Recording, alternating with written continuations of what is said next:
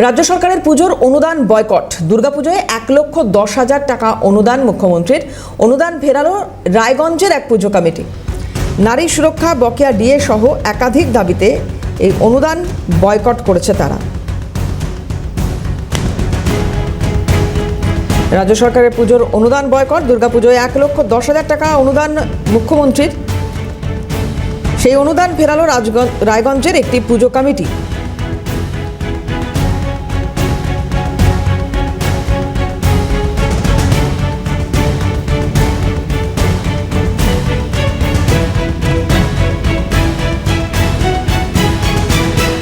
কংগ্রেস বিধায়ক কি বলছেন শুনবো।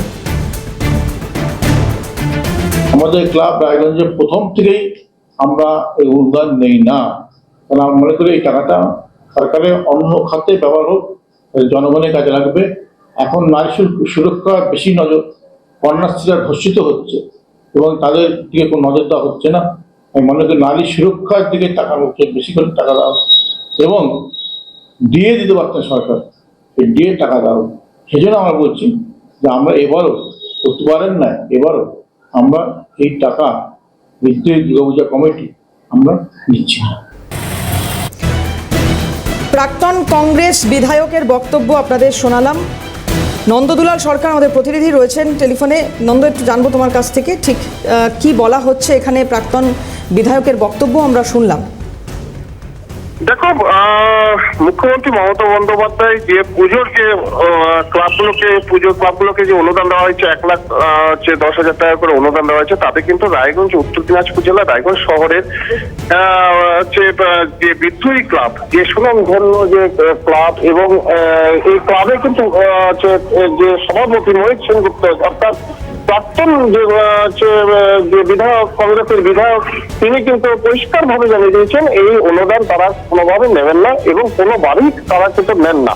তবে এই অনুদান তিনি যেটা জানিয়েছেন সংবাদ মাধ্যমে, তিনি যেটা জানিয়েছেন এবং সোশ্যাল মিডিয়াতেও সেটা জানিয়েছেন যে এই অনুদান তারা নারী সুরক্ষা এবং যেসব সরকারি কর্মীদের যে বকেয়া রয়েছে এবং পাশাপাশি যে রায়গঞ্জের উন্নয়ন কল্পে কোনো জায়গায় যদি লাগানো যায় সেসব জায়গায় ব্যবহার করুক, ফলে তাই তিনি সেই জায়গাটার মধ্যে ভালো পাবেন। এবং পাশাপাশি যে এত টাকা যদি ক্লাবগুলোকে না দিয়ে যদি অন্য জায়গায় যে উন্নয়ন কল্পে যদি লাগানো হয় তাহলে তিনি খুশি হতেন।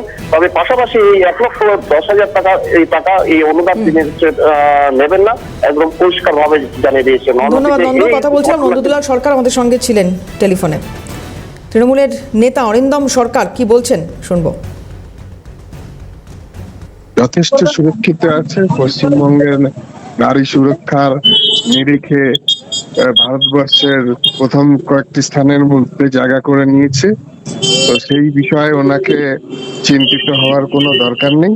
ক্লাবগুলোর পুজোর টাকা ভোটের নিরিখে দেন না, কেননা মুখ্যমন্ত্রী মমতা বন্দ্যোপাধ্যায় আজ থেকে এই টাকা দিচ্ছেন না। মোহিত বাবু জানেন সামনে ভোট আছেন, ভোটের কে সামনে রেখে তিনি তো কিছু বলতে হবে, তিনি রাজনৈতিক নেতৃত্ব বলছেন, দেখা যাক তিনি সাকসেসফুল হতে পারে নাকি এই কথা বলে। বিজেপি জেলা সভাপতি নিমাই কবিরাজ কি বলছেন শুনবো।